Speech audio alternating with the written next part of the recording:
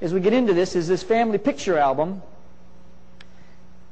You see the two letters A and C circled red.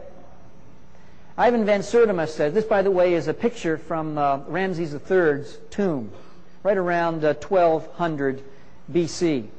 And what this is all about is that Ivan van Sertima states that the Egyptians always pictured themselves as A and C, not as B and D. We have the Semitic D and the Indo-Europeans and Asiatics B. And I just wanted to throw that in just to understand what's going on. 33 dynasties since the beginning of Egypt. And what happens here is that you have different events that happen during each dynasty, and you can take a look at those because we're going to be revisiting this a little bit each time as we go through this. This is Khafre. Thutmose III put a plaque between the paws of the Sphinx of Giza, stating that Khafre had something to do with the construction of the Sphinx. Now, some folks believe that he was the one who designed it. It was designed after him. There's an artist out of New York City who works for detectives and police, getting skulls and then reconstructing the facial features of the skulls so that they can identify who the victim was. He has actually done some analysis on this and doesn't believe that it was Khafre. But whoever it was, I mean, you be the judge. You can take a look at two pictures side by side. That's Khafre in the Cairo Museum, and then the Sphinx of Giza.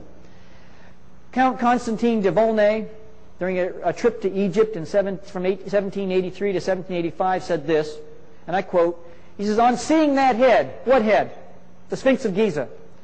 "Typically Negro in all its features, I remembered the remarkable passage of Herodotus, 'The ancient Egyptians were true Negroes of the same type as all native-born Africans.'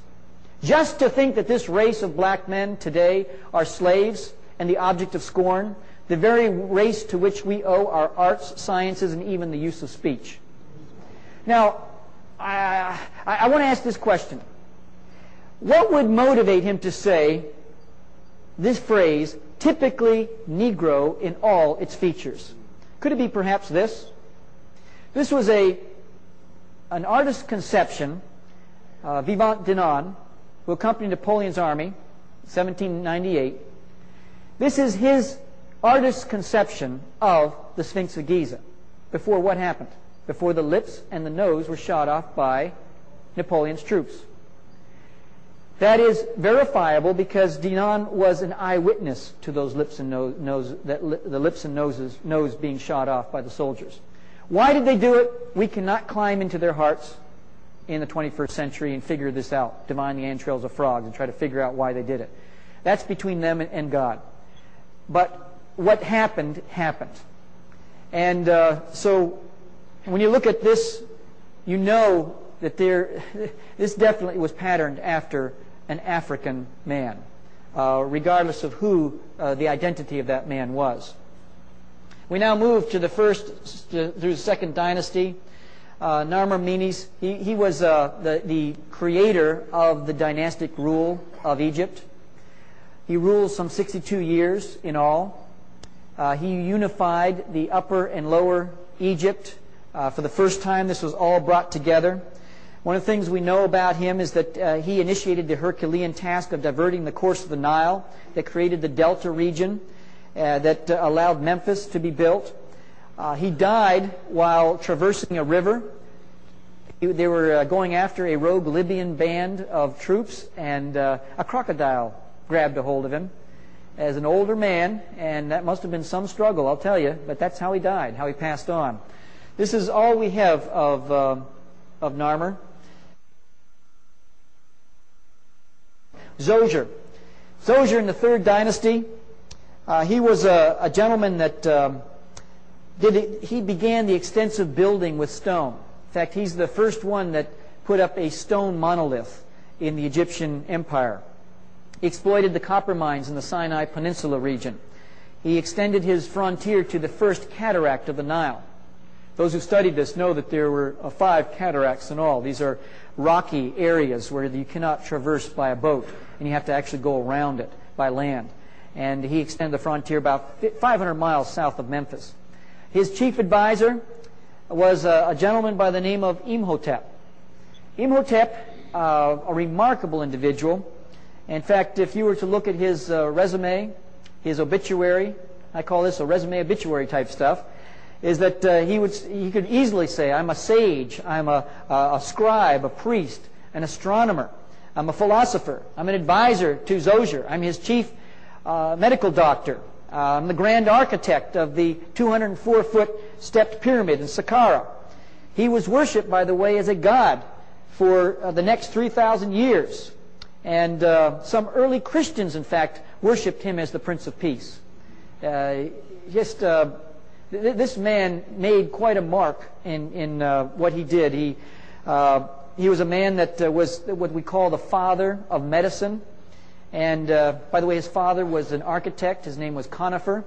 And this gentleman treated more than 200 diseases.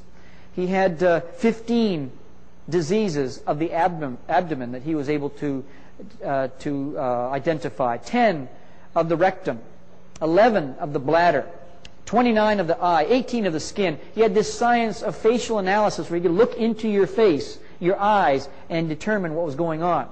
Now, some of the stuff we might laugh at now with our technology, but in medicine, he had a lot of information going on at this particular time. He knew of the circulation of the blood 4,000 years before the Europeans did. I like that upper right-hand corner picture. He's kind of peeking down at you. Don't you like that? Khufu, builder of the Great Pyramid. This man built the Great Pyramid, and the only thing we can find is a poor little statue of him. This is the only likeness we have of Khufu. He built the 140-foot ship that we see there, and if those have been in the sands of Giza, you can see that ship. It's in its own house. It was a ship that when they had the pyramid set up, they built a kind of a cavern or a pit, and they put the ship down inside that pit, and they pulled it out, and they were able to. It was supposed to be a ship that was to take him into the afterlife. That was the religious ideology of the day. Menkaure, builder of the third Great Pyramid. By the time he came along, the national coffers were pretty much depleted. His pyramid is not nearly as incredible as the first two. I'll tell you, you take it on its own rights, and I'll tell you, it is an incredible work of art. He was known as a just man, as a man of meek spirit, a quiet man, mild temperament, forthright. He studied a lot of religions of his day, and just a very knowledgeable, well-read man. We now move to this particular part in the 11th dynasty. Mentuhotep. This particular gentleman was a man who was regarded as the greatest person of the 11th dynasty, the actual founder of it, the king of the upper and lower Egypt, and his wife, Kawit, in the lower right-hand part of your screen.